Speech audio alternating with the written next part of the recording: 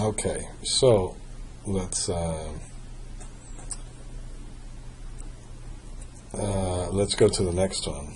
Okay, and on the next one, what am I talking about? This is going to be a video on making a value driver formula with the what are we talking about? The ROIC and free cash flow.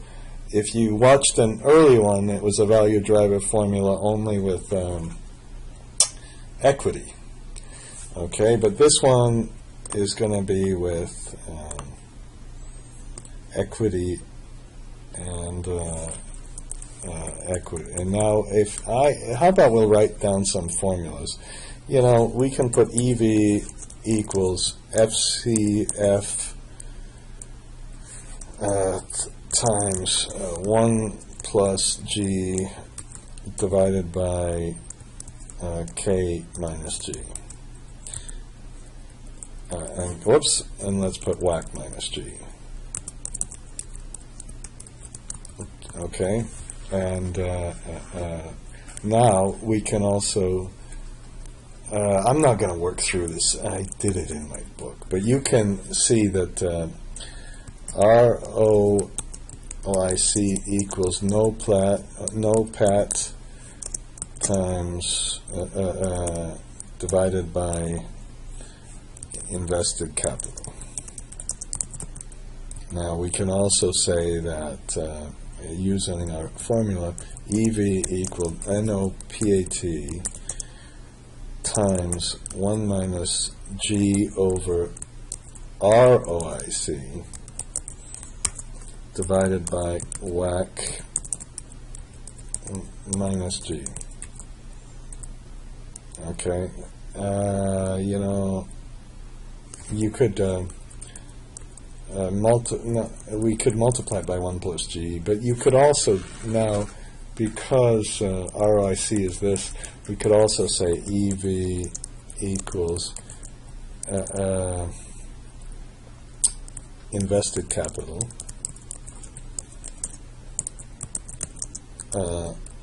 times ROIC times 1 minus G divided by ROIC divided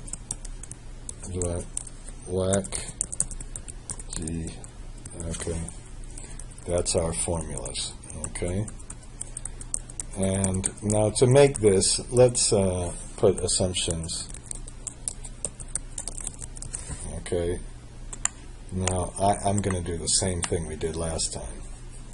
All we have to do to implement these macros is go to this file and open the macro file. God, I just can't believe I've been doing this so badly each time. And then all we have to do is go to developer, macros, and run the auto-open. And then we get our add-ins. We get everything except the functions. I've repeated that. Now let's put ROIC. And let's put the after the ROIC we put growth, well, WACC growth. Okay, and then we once we have the growth here, that we're going to need a tax rate, and we need a net plant depreciation rate. Now that's going to be the big one. That's going to be the thing that breaks our whole analysis down. Okay, I think we'll see that. We'll have to do a little bit more advanced analysis than simply using the formula. Okay, and to get the net plant depreciation rate, it's almost like it's in some ways analogous to our dividend rate. Okay, and we need the plant life.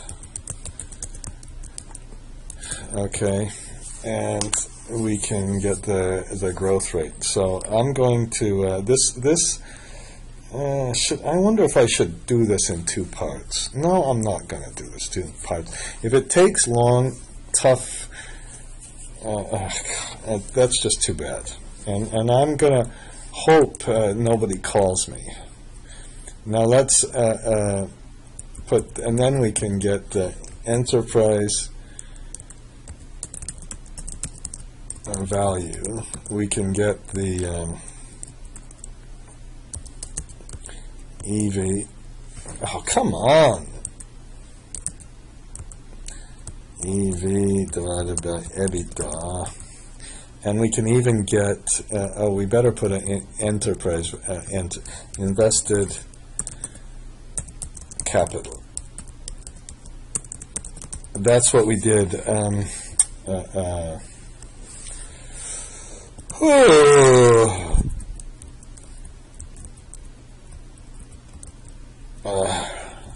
Okay.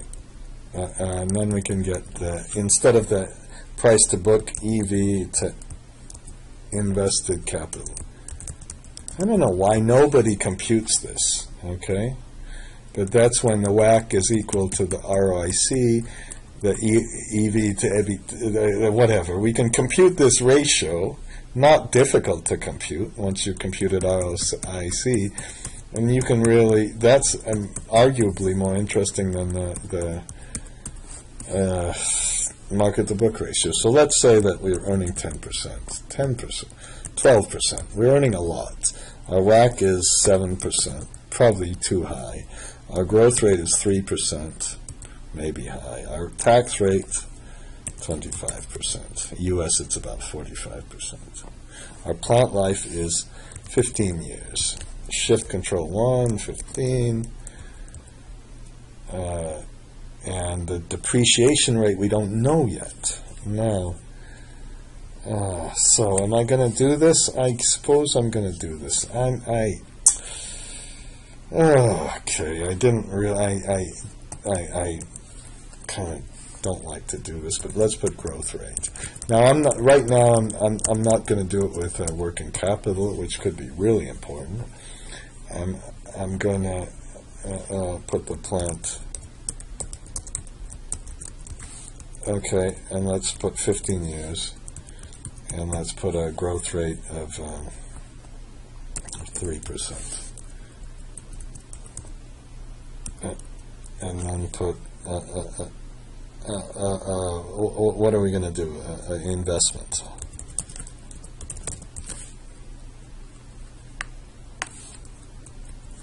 $1,000. Okay, and then we start with this one. So this is our plant balance. Now, and then we put, oh, come on, Jesus Christ. We put opening balance, and then we add the CapEx. We put 0 here, stupid. Okay, and then we put less retirements, and then we put closing balance.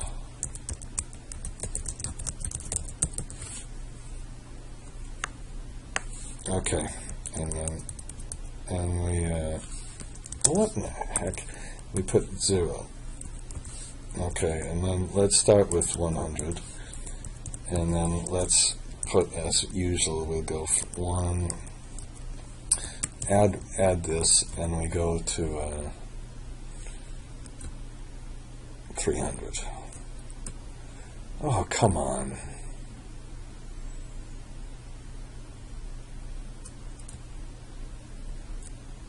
Control R. Okay, and then our this one is going to be this times 1 plus the growth rate. Okay, Shift Control R. Shift Control 1. Opening balance is equal to closing balance. Retirements we don't put in yet, and then we put this plus this minus this. Okay, and then we press Shift Control R, and then we shift. Whoops. Oh, come on. Shift control. Okay. Now, so here's the problem. We're going to retire this in 15 years. What we do is put if this thing is greater than 15 years, then we put offset, and we go up one, and then we keep it on the same row, and then we put a minus on the 15. And then we whoops, oh, come on. And then, oh, fuck. Okay, and then we copy this. So this offset command is a real big deal. And why can't I remember to press Shift Control R? I'm going nuts. Oh no, it's going crazy. Now what's happening now is that, okay, we go to year, hopefully, this asset, it started at the end of the year. Remember, everything's at the end of the year. So by the time we get to the end of the year 15, we're finished with this asset. Should it have retired here? I think it should have retired here. I think we put less than or equal, and whoops, no. Okay. We don't put less than or equal. Shit. Just a minute. Okay. And now let's put a depreciation rate. Okay. And depreciation. 1 divided by 15. And we take the opening balance, multiply it by this, Shift Control R, and then we can put accumulated, this plus this minus retirements. Is that right? I hope. And then we put net plant, and then we get the closing balance minus the net plant minus the accumulated depreciation. What happened? Accumulated depreciation, yes, plus the depreciation. Just a minute. Okay, just a minute. We should have put it like this. Opening balance.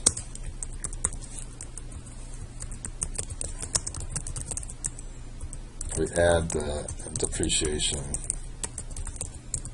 less the retirement. Closing balance. So our closing balance is 0, our opening balance equals the closing balance, our depreciation is here, our retirement is here, and then we take this plus this minus this.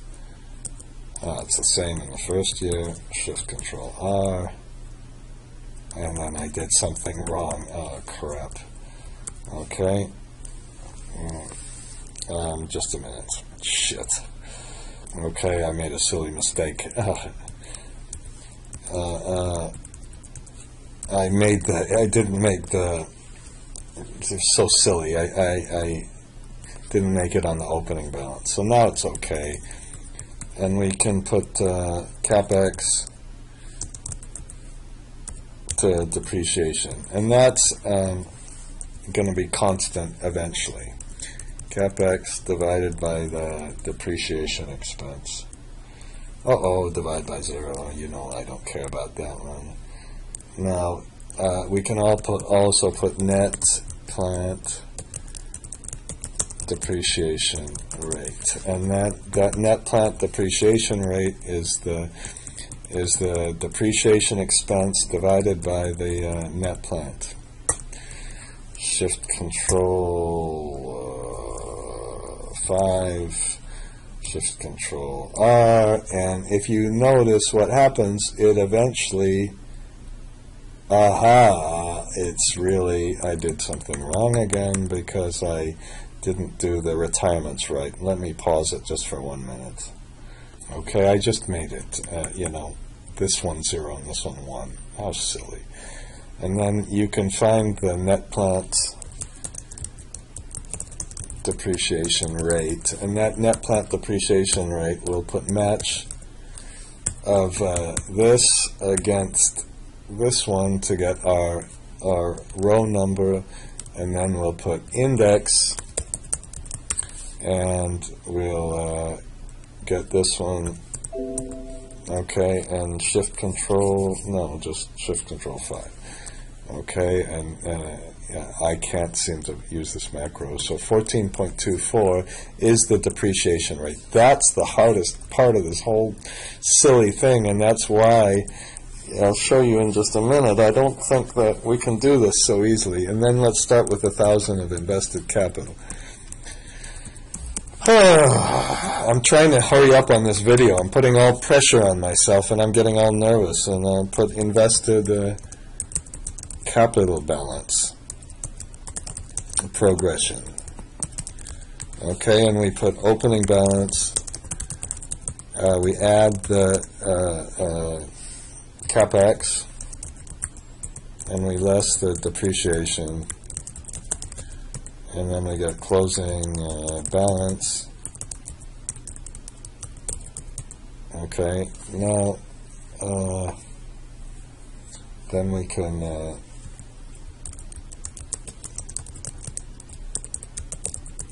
and then we can put ROIC or no PAT,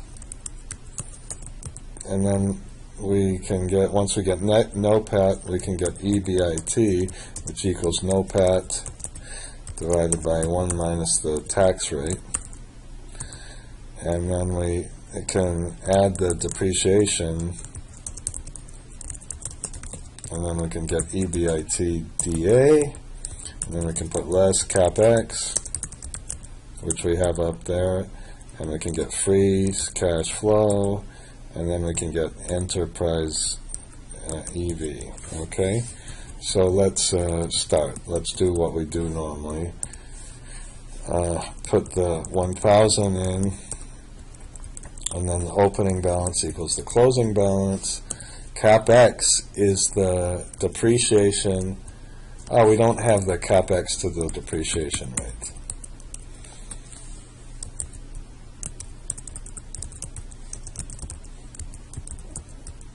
Okay, so far it's being more complicated, and we're not, okay, so let's put, now I have another thing that goes through functions. I'll do that in a separate thing, so we don't have to make this separate file. We can just put a function that says CapEx to depreciation, and I've got those somewhere, and also the net plant depreciation rate. So this is a match, and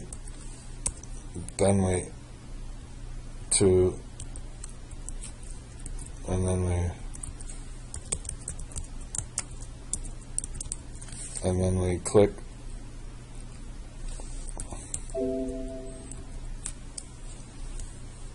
Okay.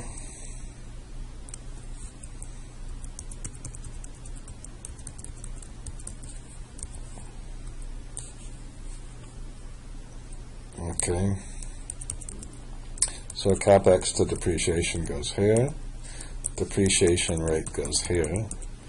So the depreciation rate on our net plant, this is our net plant, I should have told you that more clearly, is this.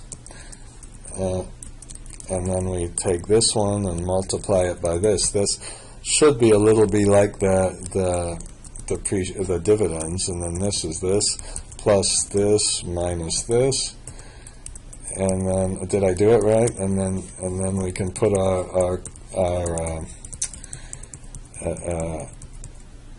this one,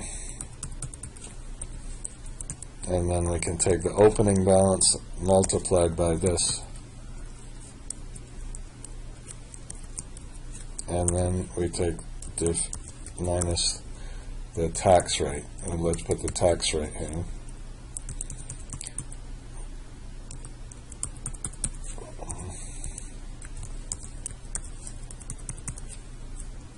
Okay, and then we get the depreciation. So our EBITDA is EBIT plus depreciation, and then we put our CapEx in here, and our free cash flow is EBITDA minus the CapEx. Okay, and then we put this as 1, let's put 0, and then this is plus 1, and then we put this one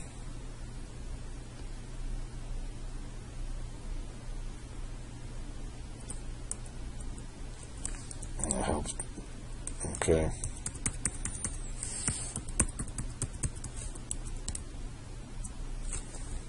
Okay, and then we've got it finished, and our EV is NPV at the weighted average cost of capital, and we can click on the, that's our EV, and then we can take this divided by the EBITDA. That's like a forward EV to EBITDA, and if we really wanted to do this, we could take this divided by this, and we can get this multiple. Now if we only put 11%, our multiple, if we put 7%, why is that? Just a minute. Oh, it's we need to put a 25. I see. It's EV to. Why does that? Well, we'll work on that later. Okay, that's interesting for me. Okay, and now we have multiple different things that affect the EV and the PE ratio. Okay, and I think you know what I'm going to do before we do this two-stage model.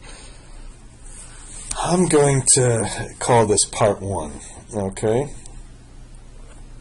22 minutes.